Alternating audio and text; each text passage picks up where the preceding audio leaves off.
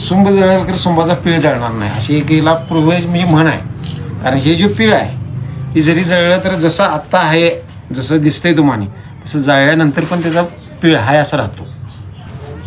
ही जी पेंडी आहे ह्याला म्हणजे मुळंडी म्हणायचं आणि जे हे वळल्यानंतर त्याला सुंब असं म्हणतात. विकायला मार्केटमध्ये आल्यानंतर सुंब घेणार का असं म्हणून हे करतात. हे गवतासारखं असते पहिल्यांदा कापून आणायचं वल्लही वळता येत नाही. वाळवून याला वेण्या घालून ठेवावं लागतं. 1 महिना आधी आम्हाला हे प्रोसेस करावं लागते.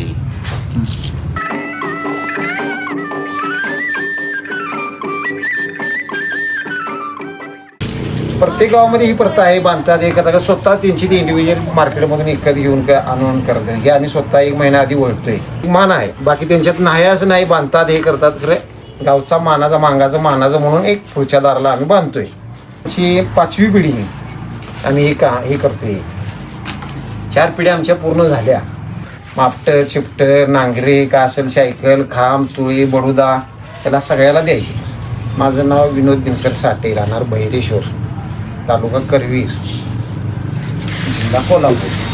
त्या सेवेबद्दल गावातील लोक मला म्हणजे तांदूळ असतील भात असतील जुंधळ असतील मक्का असेल त्याचा मोबदला म्हणून देतात. मग त्याच्या एक आम्हाला 2 महिन्याची पुटकी ह्याच्यातून मला मिळते.